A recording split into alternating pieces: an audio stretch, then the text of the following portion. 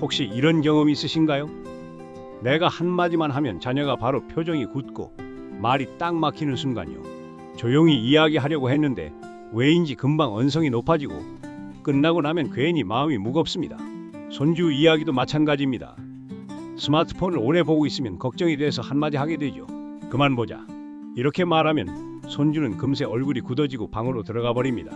나는 사랑과 걱정해서 한 말인데 아이는 잔소리로 들었나 봅니다. 그래서 괜히 속상하지요. 이런 일은 누구나 겪습니다. 나만 그런 게 아닙니다. 세대와 생각이 달라서 자연스럽게 생기는 일입니다. 중요한 건 어떤 말투로 이야기하느냐입니다. 같은 내용이라도 말투를 조금만 부드럽게 바꾸면 훨씬 잘 전달됩니다. 오늘은 3가지를 이야기해 보겠습니다. 마음을 다치지 않게 하는 공감 한마디를 어떻게 건넬지, 서운함이 쌓이지 않게 감정을 확인하는 질문을 어떻게 할지, 잔소리 대신 함께 방법을 찾는 말하기는 무엇인지. 어렵지 않습니다.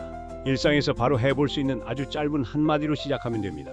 오늘 방송을 들으시면 집에 있는 자녀에게도 주말에 만날 손주에게도 바로 써먹을 수 있을 겁니다. 끝까지 천천히 함께 해주세요. 쉽게 이해하기 좋게 설명드리겠습니다. 이제 시작하겠습니다. 자녀와의 대화가 자주 꼬이는 이유는 크게 3가지로 나눌 수 있습니다. 첫째, 세대 차이입니다. 부모는 걱정과 사랑의 마음에서 말을 하지만 자녀는 그 말을 잔소리로 받아들이기 쉽습니다. 이는 살아온 시대와 환경, 생각의 방식이 달라서 생기는 자연스러운 차이입니다. 둘째, 조언 습관입니다. 부모는 경험이 많기 때문에 이렇게 해라, 저렇게 해라 하고 조언을 먼저 꺼내는 경우가 많습니다. 그러나 자녀 입장에서는 본인의 이야기를 들어주기도 전에 결론을 내려버린 것처럼 느껴져서 답답함을 느끼게 됩니다. 셋째, 감정 누적입니다. 반복되는 대화에서 자녀는 또 시작이네 하고 속으로 생각하고 부모는 왜 이렇게 말을 안 듣지? 하고 서운함을 느끼게 됩니다. 이런 감정이 쌓이면 작은 한마디에도 싸움으로 번지기 쉽습니다. 책에서 소개된 실제 사례가 있습니다. 성인 아들이 경제적으로 어려움을 겪던 시기, 아버지에게 이번 달은 조금 힘들어요.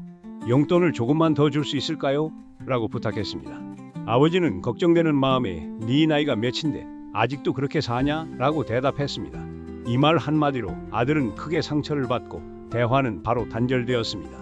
아버지는 걱정해서 한 말이었지만 말투와 순서 때문에 자녀는 방어적인 태도를 보인 것입니다. 이처럼 부모와 자녀의 대화는 의도와 전달 방식이 어긋날 때 쉽게 꼬입니다. 따라서 대화를 할 때는 먼저 공감과 경청으로 시작하는 것이 중요합니다. 부모와 자녀 또는 손주와의 대화에서 갈등을 줄이려면 3가지 단계를 기억하면 좋습니다. 첫 번째 단계는 먼저 공감하기입니다. 상대의 감정을 먼저 이해하고 인정해 주는 것이 핵심입니다. 예를 들어 자녀가 이번 달은 힘들어요 라고 말하면 먼저 그래, 힘들겠구나 하고 공감하는 말부터 해줍니다. 이렇게 시작하면 자녀의 마음이 열리고 방어적인 태도가 줄어듭니다. 두 번째 단계는 감정을 짧게 확인하기입니다. 공감 후에는 상대가 느끼는 감정을 한 번 더 확인해주는 질문을 합니다. 예를 들어 혹시 요즘 직장에서 스트레스가 많아? 처럼 짧게 물어보면 됩니다. 이 질문은 상대가 스스로 마음을 열고 상황을 설명하게 도와줍니다. 3번째 단계는 함께 방법을 찾아보기입니다. 공감과 확인이 끝나면 이제 해결책을 강요하지 않고 함께 찾습니다. 예를 들어 그럼 이번 달만 이렇게 하고 다음 달엔 계획 세워볼까? 처럼 제안합니다. 이렇게 하면 자녀가 스스로 참여하는 느낌을 받으며 갈등이 줄어듭니다. 이번에는 손주와 스마트폰 사용에 대한 사례를 들어보겠습니다. 예전 방식은 이렇습니다. 할머니가 너 이거 맨날 보면 눈 나빠진다 하고 말하니 손주는 삐치고 방으로 들어가 버렸습니다. 하지만 공감 대화법을 쓰면 상황이 달라집니다. 할머니가 먼저 이 게임이 그렇게 재밌구나, 언제 제일 하고 싶어? 하고 물었습니다. 그러자 손주가 학교 끝나고 제일 하고 싶어 라고 말했습니다. 이렇게 서로 이야기를 나눈 뒤 하루 30분만 사용하기로 약속하며 자연스럽게 시간 합의가 되었습니다. 이처럼 공감, 감정 확인, 함께 방법 찾기 순서를 지키면 잔소리 없이도 갈등을 줄이고 대화가 편안해집니다. 부모와 자녀 또는 손주와의 관계에서 서운함과 섭섭함을 줄이려면 몇 가지 기본 원칙을 기억하면 좋습니다. 첫째, 감정은 짧게 표현하고 칭찬은 길게 표현하는 것입니다. 화가 나거나 속상하더라도 길게 말하면 상대방이 방어적으로 반응하기 쉽습니다. 대신 짧게 한마디로만 감정을 전하면 부담이 줄어듭니다. 반대로 칭찬이나 고마움은 길게 이야기할수록 상대방이 마음을 열게 됩니다. 둘째, 충고는 3번 중 1번만 하고 나머지는 공감과 질문으로 채우는 것입니다. 부모는 걱정과 경험에서 충고를 자주 하게 되지만 잦은 충고는 상대방에게 잔소리로 들립니다. 공감과 질문을 먼저 하면 자녀나 손주는 자신의 생각을 스스로 이야기하게 됩니다.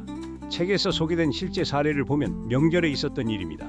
부모가 너희는 왜 이렇게 늦게 와? 라고 말하자 자녀는 바쁘니까 그렇죠 라고 대답했습니다. 이 한마디에 집안 분위기는 금세 냉랭해졌습니다. 말을 조금만 바꾸면 결과는 달라집니다. 부모가 먼저 와줘서 고맙다. 힘들었지? 라고 말하면 자녀는 응, 엄마 생각 많이 났어 라고 대답하며 자연스럽게 웃음이 돌아옵니다. 짧은 고마움과 감정 확인 한마디가 대화를 부드럽게 만드는 것입니다. 이처럼 감정은 짧게, 칭찬은 길게, 충고는 줄이고 공감과 질문을 늘리면 일상에서 생기는 사소한 서운함과 섭섭함을 크게 줄일 수 있습니다. 이제 오늘 이야기한 내용을 차분히 정리해 보겠습니다. 오늘의 핵심은 3가지 단계로 요약할 수 있습니다. 먼저 공감해주고 그 다음으로 상대의 감정을 짧게 확인해주고 마지막으로 함께 해결 방법을 찾아보는 것입니다. 이 순서를 기억하면 잔소리를 길게 늘어놓지 않아도 마음이 통하고 상대방은 훨씬 편안하게 대화를 이어갈 수 있습니다. 길게 잔소리를 하는 것보다 공감 한마디를 먼저 건네는 것이 훨씬 더 큰 힘을 발휘합니다. 이렇게 하면 자녀나 손주가 방어적으로 굳어있던 마음을 조금씩 열게 되고 가족 간의 관계가 부드럽게 풀리기 시작합니다. 오늘 방송을 들으셨다면 아주 작은 실천부터 시작해 보시길 권합니다. 오늘 하루 동안 자녀에게 먼저 이렇게 말해보세요. 고맙다. 이 한마디는 생각보다 훨씬 큰 힘을 가지고 있습니다. 말은 짧지만 자녀의 마음을 열어주고 관계를 한결 부드럽게 만들어줍니다. 한두 번으로 끝나는 것이 아니라 이런 따뜻한 말 한마디가 쌓이면 가족 간의 분위기가 점점 달라집니다. 작은 한마디에서 시작된 변화가 서로의 마음을 이어주는 다리가 되고 나중에는 더 깊은 대화와 웃음으로 이어질 수 있습니다.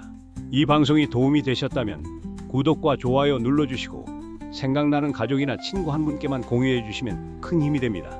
그리고 궁금한 점이나 하고 싶은 이야기가 있다면 댓글도 남겨주세요. 감사합니다.